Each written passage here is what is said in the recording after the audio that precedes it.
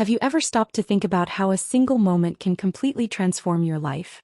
How one choice can define not just your destiny but that of thousands of people? My name is Samantha, and today I want to share with you the most difficult and, at the same time, most transformative story of my life. A story that started with everything I had ever dreamed of: success, love, a perfect family, and that fell apart like a house of cards at the first storm. But it is also a story about new beginnings, about discovering that sometimes we need to lose everything to find our true purpose. It's about a boy named Evan who changed not just my life but the lives of thousands of young people just like him. If you believe that some stories need to be told, that some journeys deserve to be shared, then give me the next few minutes of your life. I promise that by the end you'll never see the world the same way again. This is my confession. This is my truth. There was a time when I believed I had everything under control. It was 2019, I was 37, and my life looked like something out of a romantic movie. David and I owned the largest chain of coffee shops in the state of Ohio. An empire built on the inheritance my grandfather left, expanded with our passion and determination. Samantha's Coffee House. 23 stores spread across the state, each with its unmistakable aroma of freshly roasted coffee and the cozy atmosphere that became our trademark. I was an only child, the heiress to a family legacy, but David was my partner in everything. Or at least that's what I believed. I remember the mornings at our first store in Columbus. I would arrive at 5 in the morning, still in the dark, and the smell of the brewing coffee felt like a morning hug. David would arrive shortly after, always with that smile that made me fall in love 8 years earlier. We were a perfect team.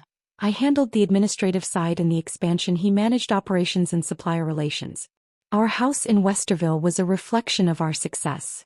A Georgian mansion with gardens I had designed myself, a pool where we dreamed our future children would learn to swim, and a home office where we spent our evenings planning the expansion to other states. We were happy. Or at least I was happy. In 2018, after 3 years of trying to get pregnant, it finally happened. When I saw those 2 pink lines on the pregnancy test, I cried for a whole hour. David found me on the bathroom floor, sobbing with joy, and he cried with me. Those were the most magical months of my life. We chose the name together, Benjamin. We prepared his room with so much care, every detail planned with love. A handmade wooden crib, mobiles that David assembled himself, a whole library of children's books that I read to my belly every night. Benjamin was born in March 2019, perfect, healthy, with his father's blue eyes and my small nose. For 3 months our life was complete. I remember waking up in the middle of the night to feed him and feeling a gratitude so deep it physically hurt in my chest. But life has a cruel way of reminding us that nothing is permanent. June 2019. A date that will be etched into my soul forever. Benjamin was only 3 months old when he started showing strange symptoms. First it was the high fever that wouldn't break. Then the labored breathing. We rushed to the hospital thinking it was just a bad cold. Bacterial meningitis. 3 words that destroy an entire world. 48 hours. That's how long our Benjamin fought. 48 hours when I didn't leave his side, holding his tiny hand, whispering words of love, begging God, the universe, any higher power to let him stay with me. David was there, but there was something different about him. While I was shattering with every passing minute, he seemed distant. As if he was already preparing for the loss, emotionally shielding himself. At the time I tried to understand. People deal with grief in different ways, right? Benjamin passed away on a Saturday morning while I was singing a lullaby. I felt the exact moment his soul left that small body. It's a feeling no one should ever know. The absolute emptiness, the deafening silence of a heart that stops beating. What came after was a blur of pain. Funeral, people offering condolences that sounded hollow, casseroles piling up in the fridge because I couldn't eat. I went back to work after 2 weeks because I didn't know what else to do with myself. Work was a distraction, a way not to face the emptiness of our home. But David changed completely. Where there was affection before, now there was silence. Where there was partnership, now there was distance. He started coming home late, leaving early in the morning. When I tried to talk about Benjamin, about our grief, he would change the subject or leave the house.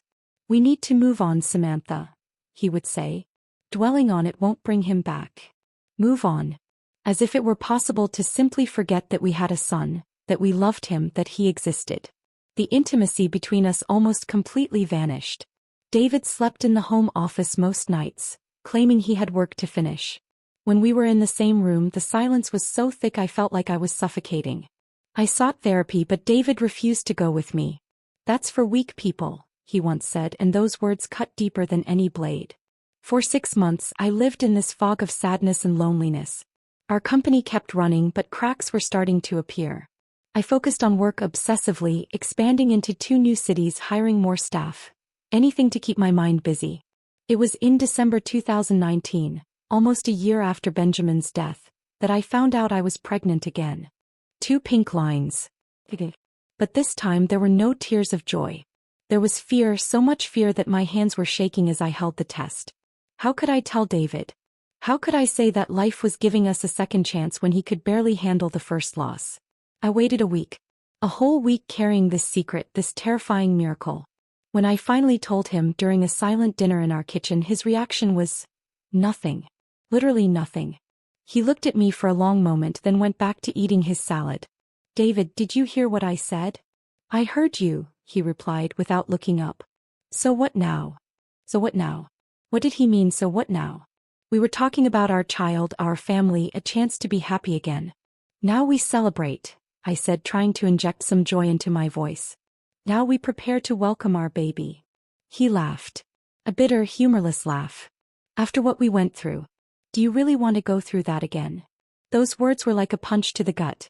How could he talk like that? How could he reduce Benjamin, our experience of being parents, our loss, to that? But I swallowed the anger, the disappointment. I thought maybe it was fear talking, that with time he would warm up to the idea. After all, he had loved Benjamin as much as I did. Or at least that's what I believed. The first weeks of pregnancy were lonely. I went to doctor's appointments alone, saw the first ultrasound images alone, listened to the little heart beating alone. David was physically present, but emotionally he had built a wall between us. It was in the 12th week that we received the news that would change everything.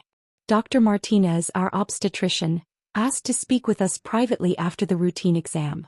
His face was serious, cautious. "The tests show a high probability of Down syndrome," he said gently. "I recommend you have the amniocentesis for confirmation." The world stopped. Literally stopped. I heard my own heart beating in my ears, felt the blood drain from my face. David, next to me, turned into an ice statue. The amniocentesis confirmed it. Our baby would have trisomy 21. I was 39 years old. For many, a late pregnancy with increased risks. For me, it was my last chance to be a mother. After losing Benjamin, after months of therapy trying to accept that maybe I could never have children, after all the nights crying for a baby who wouldn't come, and now here he was, growing inside me with his little heart beating strongly, moving every night as if reminding me that he existed. Trisomy 21. Down syndrome. Words I vaguely knew but which now carried the weight of the world. Dr. Martinez explained the options to us with his professional and compassionate voice. There were alternatives, he said. "We could make a decision," were his exact words.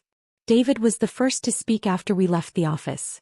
"It's obvious what we have to do," he said, driving in silence through the familiar city streets. "We can't have a disabled child, Samantha. Think about what that would mean for our lives, for our businesses." Disabled. The word came out of the mouth of the man I loved like a poison. "David, we are talking about our son."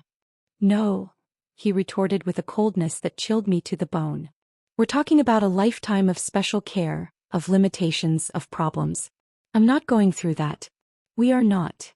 That night, lying in the bed that had become a silent battlefield for months, I placed my hands on my 4-month pregnant belly.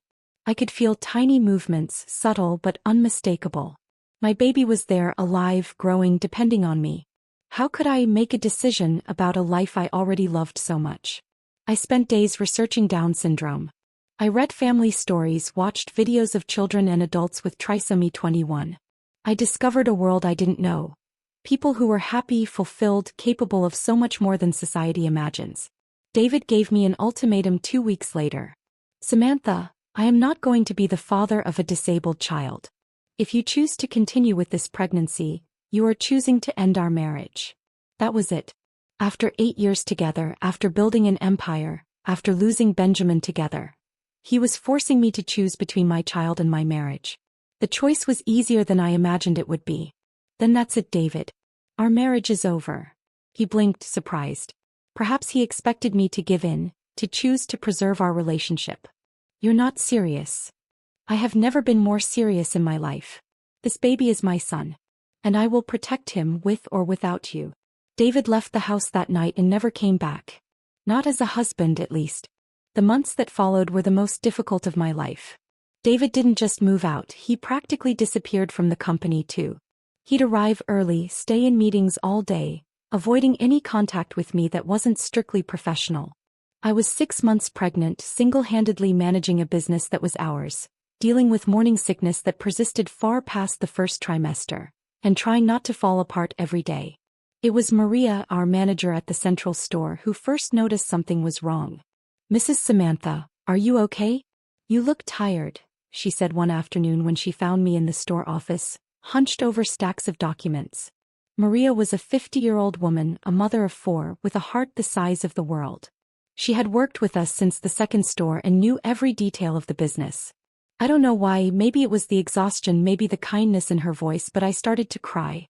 Right there, in the middle of the office with customers chatting on the other side of the door. Maria closed the door, pulled a chair close to me and waited. "My marriage is over," I managed to say between sobs. "David moved out. And I'm pregnant." She didn't ask questions. She didn't judge. He just held my hand. "You are not alone," she said. "We're going to take care of you. And the baby." And that's how my new family began. Not the family I had planned, but the family the universe gave me. Maria became my right hand not only in the business but in life. Carlos, our production supervisor, took on many of David's responsibilities. Rosa, our accountant, started working extra hours to make sure I wasn't overwhelmed. They didn't know about the Down syndrome. I still didn't have the courage to tell anyone. But they knew I needed support and they gave it without asking for anything in return. Evan was born on an August morning after 12 hours of labor. When the doctor placed him in my arms, wet and crying, my first thought was, he is perfect. Yes, I could see the Down syndrome features. The almond-shaped eyes, the round face, the slightly larger tongue. But he was my son, he was healthy, he was alive and looking at me with those dark, life-filled eyes. David didn't show up at the hospital. He didn't send flowers, didn't ask if everything was okay. For him it was as if we didn't exist. But when I took Evan home, the house was full. Maria had organized a surprise reception with all the staff. There were balloons, a handwritten banner that read, "Welcome Evan," and more love than I had felt in months. "He's beautiful," Rosa said, holding Evan as if he were made of glass. "Look at those bright eyes." No one mentioned the Down syndrome. Maybe they noticed, maybe not. But in that moment, Evan was just a beautiful baby surrounded by people who already loved him. Evan was 3 months old when my life fell apart for the second time. But this time it wasn't life that was cruel to me, it was my own husband.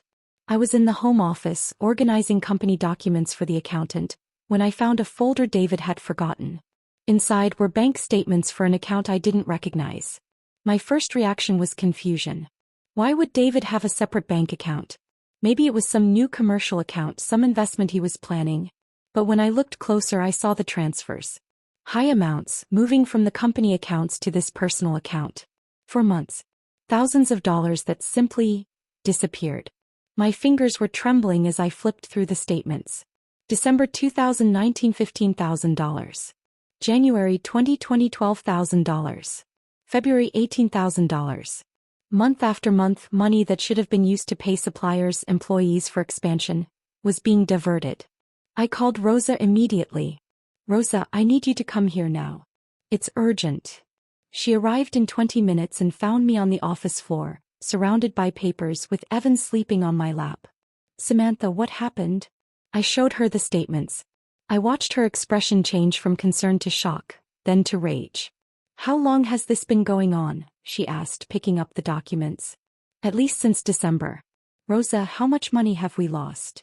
She spent the rest of the afternoon calculating. When she finished, the number was terrifying. $180,000 in 7 months. It wasn't just marital betrayal. It was theft. David was stealing from the company we built together, the company that was my family inheritance. But the worst was yet to come. The following week, I hired a private detective. I needed to know the complete truth, no matter how painful. The photos arrived 3 days later. David in expensive restaurants with a blonde woman I didn't know. David entering an apartment in Worthington. David kissing not one but two different women on different occasions. The apartment. He had rented a luxurious apartment in Worthington with the money he stole from our company. A love nest funded by double betrayal.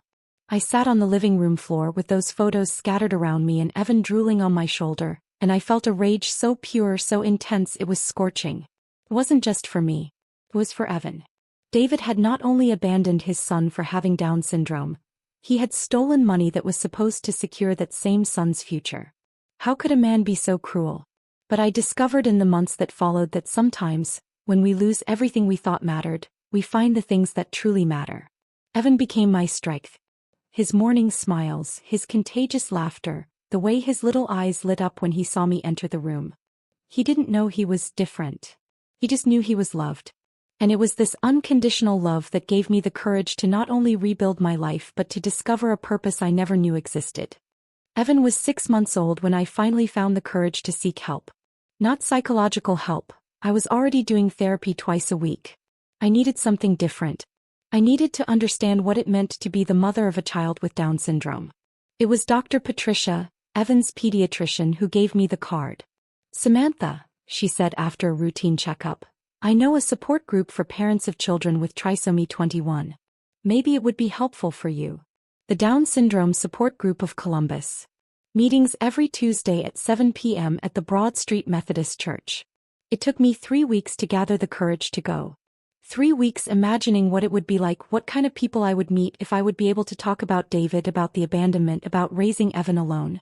The first meeting changed my perspective on everything. When I entered the church hall on that rainy Tuesday in March, I saw 12 adults sitting in a circle, some with babies in their laps, others with photos of older children. An atmosphere of warmth I hadn't felt in months. "You must be Samantha," said a gray-haired woman standing up to greet me. "I'm Linda, the group coordinator. Welcome." Linda was 52 and had a smile that radiated peace. Her son Marcus, now 18, had been born with Down syndrome when she was 34. Divorced as well, she understood exactly what I was going through. "The first meeting is always the hardest," she whispered as she led me to a chair. "But you'll see that you're not alone." And I wasn't. There was Tom, a 48-year-old engineer, widowed since his son Joseph was born. His wife died in childbirth and he raised Joseph alone for 18 years. There was Sandra, a nurse, mother of little Emma, 3. Roberto and Carla, a couple who discovered the Down syndrome at 7 months of pregnancy and chose to continue. Anna, single mother of 7-year-old Sophia, abandoned by her boyfriend when he learned the diagnosis. Different stories, but all with a common thread: unconditional love for their children and the determination to give them the best possible life. When it was my turn to speak, the words poured out like a flood. "My name is Samantha. My son Evan is 6 months old. His father, he abandoned us when he learned about the Down syndrome. He said he didn't want a disabled child." My voice caught. "He stole money from our company and is having affairs with other women. I don't know how to do this alone." The silence that followed wasn't awkward. It was comforting. Tom was the first to speak. "Samantha, I raised Joseph completely alone from the day he was born. Today he's 18, works part-time at a sports store, takes cooking classes, and he is the happiest person I know. Being a single parent to a child with Down syndrome isn't easy, but it is possible. And it's rewarding beyond your imagination." Linda added, "What you will discover is that these children teach us about unconditional love in a way no other experience can. Marcus has taught me more about patience, compassion, and pure joy in his 18 years than I learned in the 34 years before he was born." Sandra, the nurse, looked directly at me. "And you know what else, Samantha? The men who abandon these children lose so much more than we do. They lose the chance to know a kind of love that transforms lives." I cried that night. I cried from relief, from hope, from no longer being alone. The group meetings became my weekly anchor. Every Tuesday I'd put Evan in his stroller and head to the church, eager to hear the stories, share discoveries, and learn from people who had been on this journey longer than me. It was through these families that I discovered a world I hadn't even imagined existed. Marcus, Linda's son, didn't just work part-time. He had been the employee of the month for 3 consecutive months at his store. His dedication and kindness to customers were legendary. Joseph, Tom's son, besides working, was part of a theater group for people with Down syndrome. I attended one of their performances and was impressed. They were talented, dedicated, and professional. Sophia, Anna's daughter, was learning to play the piano and could already perform complete songs at only 7 years old. Emma, Sandra's daughter, was in kindergarten and was one of the most popular children in her class. Samantha, Linda told me during one of those meetings, society has a completely wrong idea about people with Down syndrome. They are not incapable. They are not eternally children. They are complete people with immense potential who just need opportunities. I started to research. I read studies, watched documentaries, and talked to expert educators. I discovered that people with Down syndrome can complete high school, take technical and even college courses, work in virtually any field with the proper support, live independently, get married and build families, contribute significantly to society. But I also discovered the biggest obstacle: societal prejudice and the lack of opportunities in the job market. The problem, Tom explained to me in a conversation after a meeting, is not their capacity.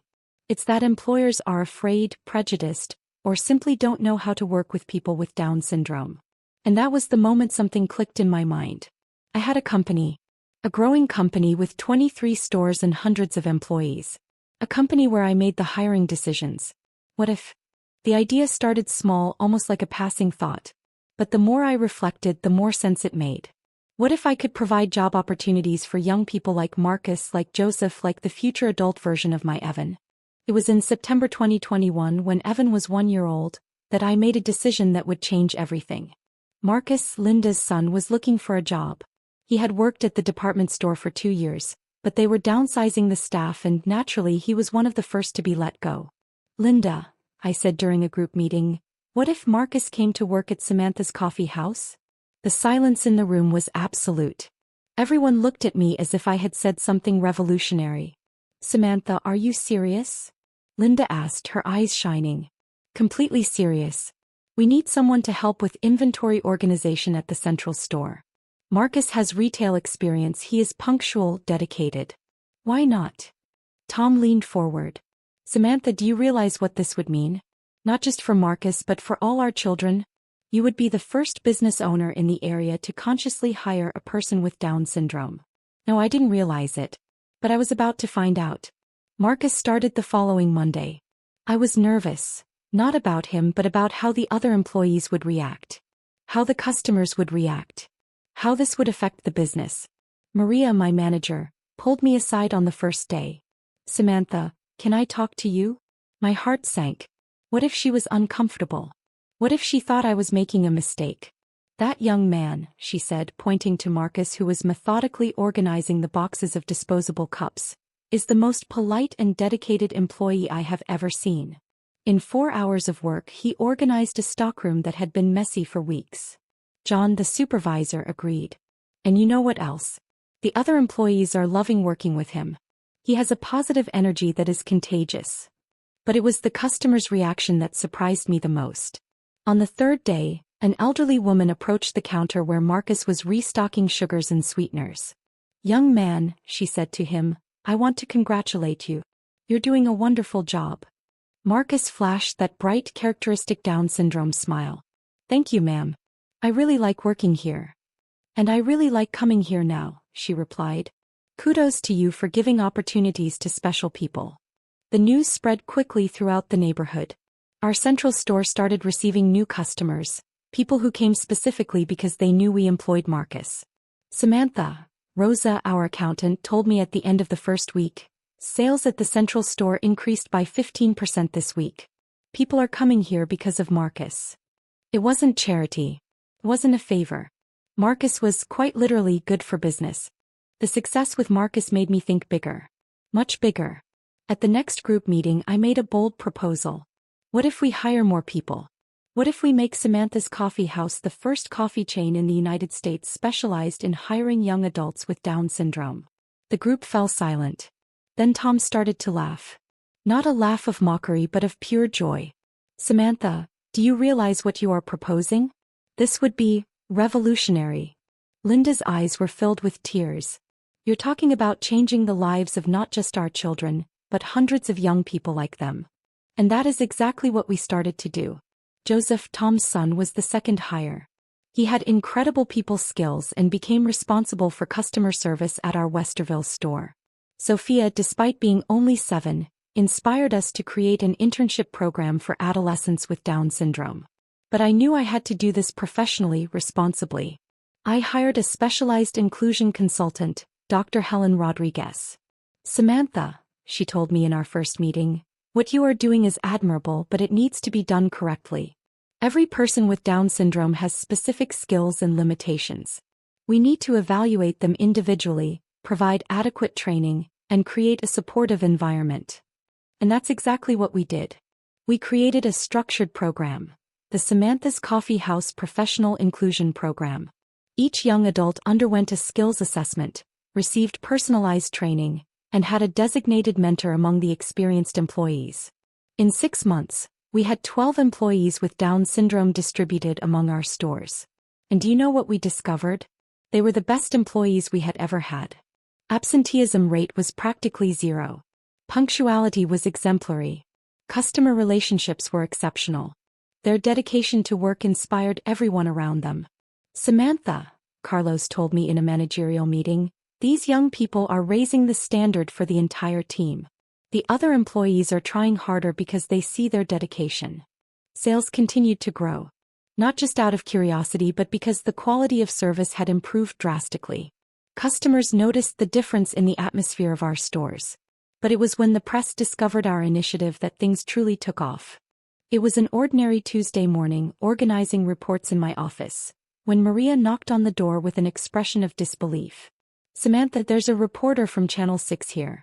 She wants to do a story about our inclusion program.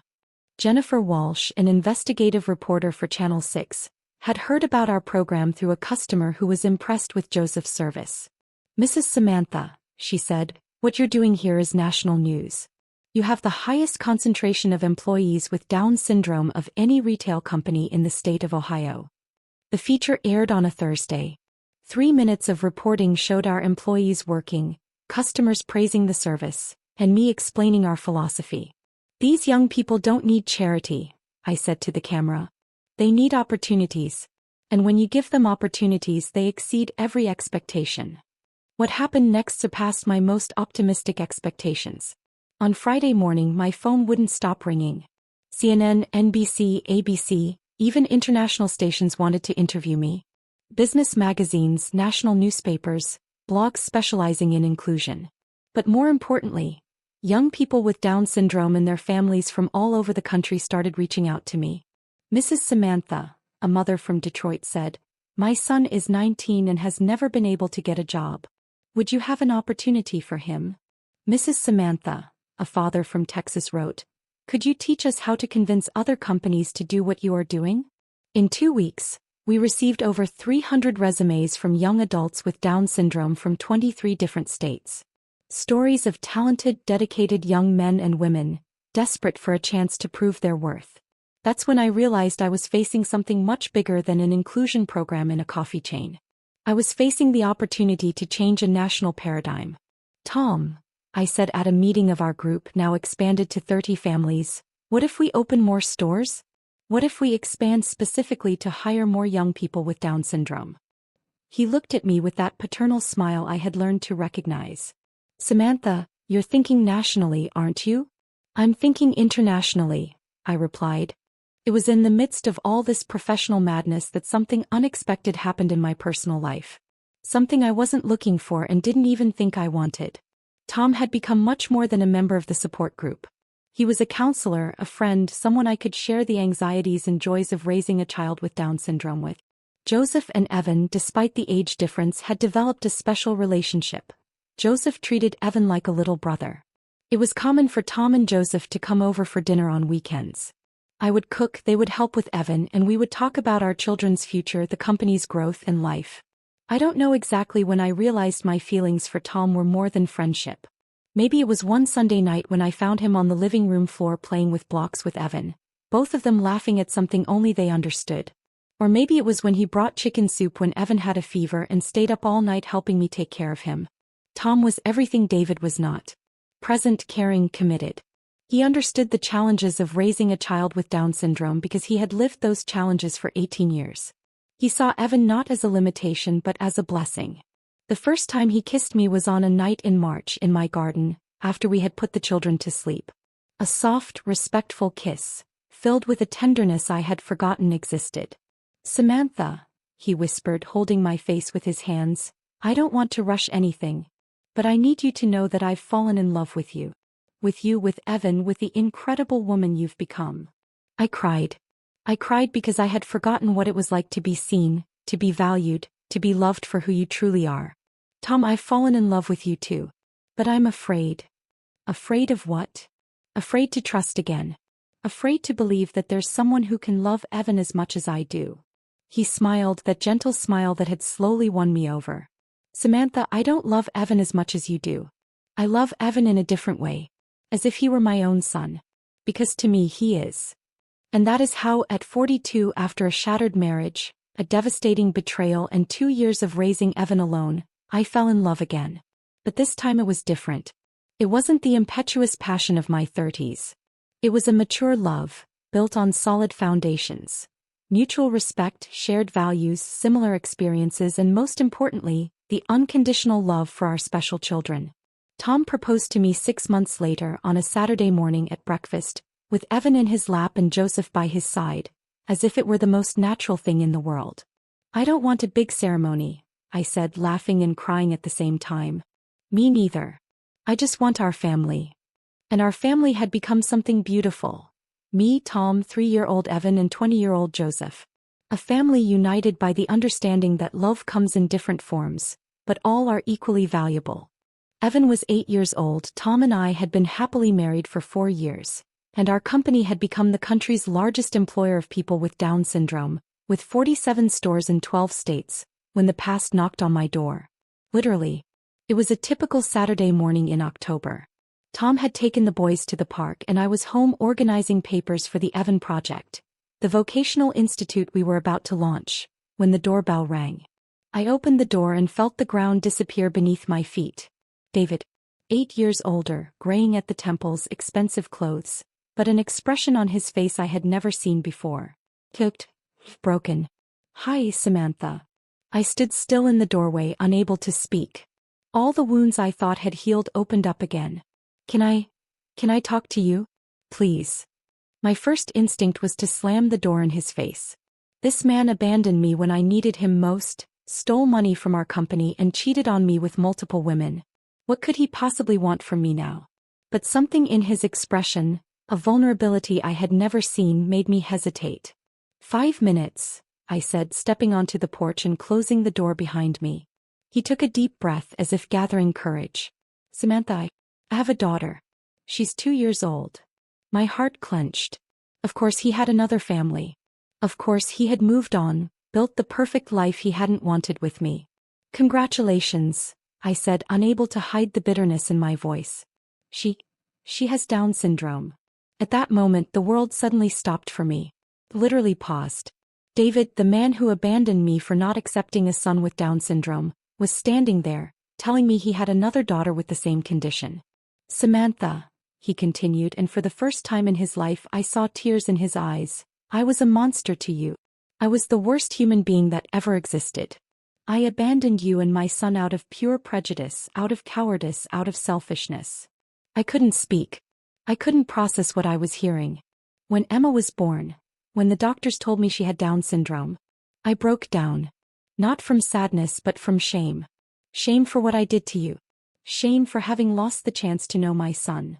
"David," I started, but he cut me off. "I saw the news stories about you, about the company, about Evan. I saw how you transformed something I viewed as a tragedy into the most beautiful thing in the world. I saw the wonderful man who became my son's father. I saw how happy, intelligent, and loved Evan is." He was crying now, sobs that seemed to come from deep within. "I lost everything, Samantha. I lost you, I lost Evan, I lost the chance to be a real father. And now I have Emma, and she's perfect, and I don't know how to be the father she deserves because I never learned to be the father Evan deserved." I looked at David, this man who had been my life for 8 years, who then became my greatest source of pain, and I felt something I didn't expect to feel. Compassion. Not love. The love had died years ago. But compassion, yes. For the child he had been, for the broken man he had become, for the lost opportunity to know the extraordinary son we had together. David, I said softly, why are you here? What do you want from me? I want to ask for your forgiveness. I want you to let me meet my son. I want to learn how to be the father Emma deserves by seeing how Evan became the incredible boy he is. The silence between us was long. From inside the house I heard Tom and the boys arrive, their cheerful voices contrasting with the tension on the porch. Samantha, David said, I know I don't deserve it. I know I have no right. But Evan is my son too, and Emma. Emma will grow up knowing she has a brother. She'll want to meet him. Tom appeared in the doorway at that moment. He didn't say anything, just placed his hand on my shoulder. A gesture of support, not possession. This is David, I said simply. Tom extended his hand. I'm Tom. Nice to meet you. Tom's kindness, his maturity in not making that moment any harder than it already was, reminded me why I fell in love with him. Evan, I called, can you come here for a minute? My son came running, that wide smile on his face, the same contagious energy as always. At 8 years old he was a beautiful, intelligent child, full of personality.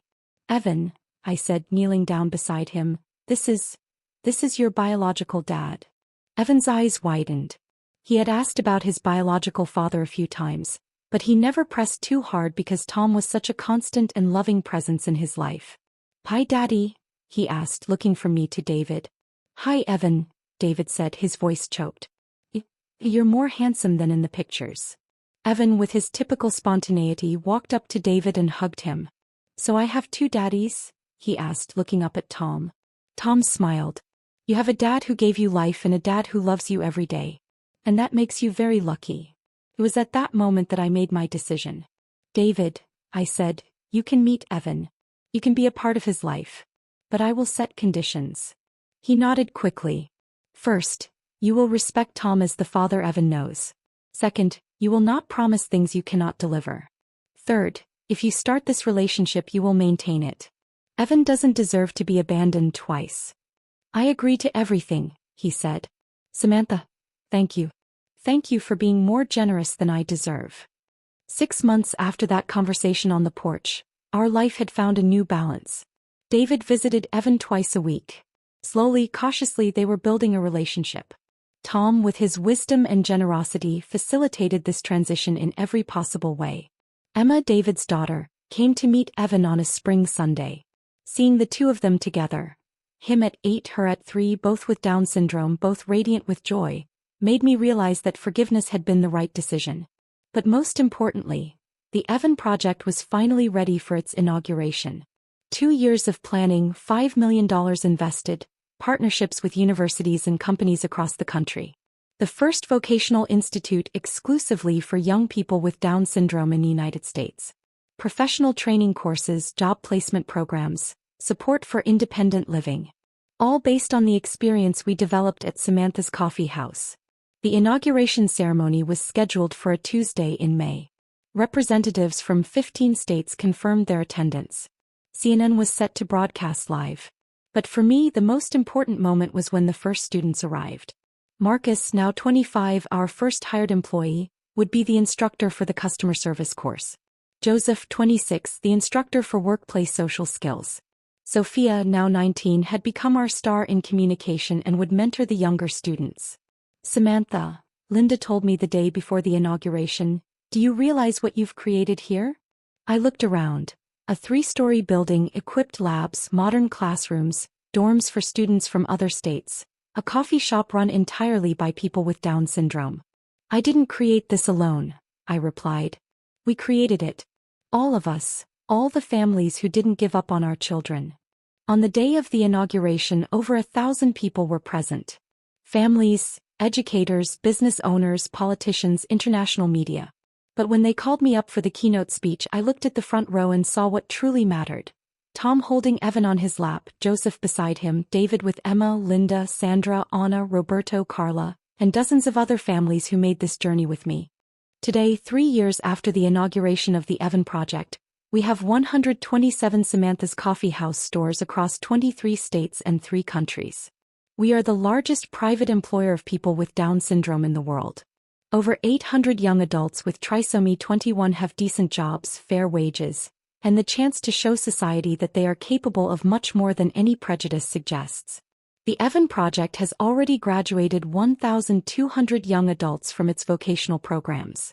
Our job placement rate is 94%, the highest of any vocational program in the country. But the numbers, however impressive, don't tell the full story. The full story is in Marcus's smile when he tells me he was promoted to supervisor at the Toledo store. It's in the letter I received from a mother in Seattle, thanking me because her daughter got the first job of her life at one of our shops. It's in the pride in Tom's eyes when he sees Joseph training new employees. It's in the hug Evan gives me every morning at 11 years old before going to school, reminding me that everything, all the pain, all the struggle, all the rebuilding, was worth it for this moment of pure love. David has become a present father to Evan and a positive force in Emma's life. We are not a traditional family, but we are a functional family, united by the love for our children. Tom and I built something that goes far beyond a marriage. We built a partnership that is changing the world, one person with Down syndrome at a time. Do you know what I discovered on this journey? I discovered that when you lose everything you think defines your life, the perfect marriage, financial security, the image of success, you can discover who you truly are. I discovered that unconditional love is the most powerful force in the universe, and that some special people are born to teach us this. I discovered that a strong woman is not one who never falls. It is one who, when she falls, uses the fall as momentum to fly higher. I discovered that being the mother of a child with Down syndrome is not a tragedy. It is a privilege. It is an opportunity to know a kind of love that transforms not just you but everyone around you. I discovered that sometimes God breaks our plans to give us a purpose. And I discovered that a strong woman is a warrior mother. My name is Samantha. I am 50 years old. I am the CEO of an international company, the founder of an institute that is changing lives, the wife of an extraordinary man, the stepmother of an incredible young man, and the mother of a boy who teaches me every day that perfection has nothing to do with genetics. This was my story. A story of loss and new beginnings, of betrayal and forgiveness, of pain and transformation. But most of all, a story of love. Love for life, love for our children, love for the possibility of making a difference. If you are a mother or father of a special child and are hearing this, I want you to know, you are not alone. Your child is not a burden, they are a gift. And together we can change the world. If you are a business owner, an educator, or simply someone who believes in equality, I want you to know, people with Down syndrome do not need your pity. They need your opportunity. And if you are going through the hardest storm of your life, I want you to know, every storm passes. And sometimes after the most destructive storm, comes the most beautiful rainbow. Life goes on. And sometimes when you least expect it, it becomes more beautiful than you ever imagined possible. This was the story of a warrior mother. This was the story of the boy who saved his mother. This was the story of how unconditional love can change the world.